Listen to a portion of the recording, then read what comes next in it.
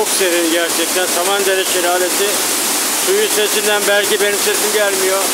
Ne kadar bağırırsam da ben de merak ediyorum, sesim geliyor ama muhteşem. Tek kelimeyle harika.